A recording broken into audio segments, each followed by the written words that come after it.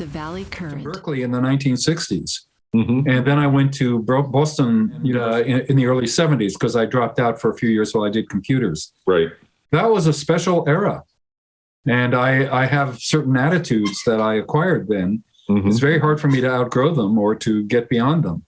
Right. But this kind of law brings it all to the surface, doesn't it?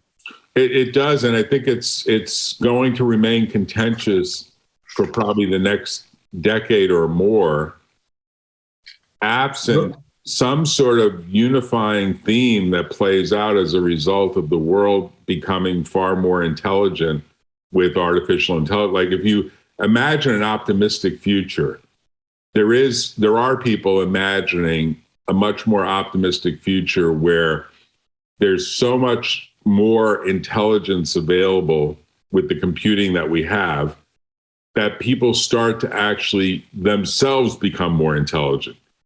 And that has a cultural impact. Like you have to imagine that you're raising up the level of human intelligence on a collective basis in a way that itself creates greater cooperation. Like right now, to use the Ukraine and the Putin wacky situation that's happening there with Russia versus Ukraine, that just seems like caveman era stuff to me. I mean, that just seems like we're back to World War I. It does. Mustard gas. They're talking about, well, maybe gas is next. And that's always been sort of a red line, given what happened in World War II and even given what happened in World War I. And there are optimists that believe that we are evolving towards a higher intelligence that's being generated by all the computational intelligence. Now, whether you believe that or not is another question. There are those who believe that as the computers get smarter, we get dumber. Exactly. We all float. We all float thinking. Right. Remember when you used to be able to just do the math?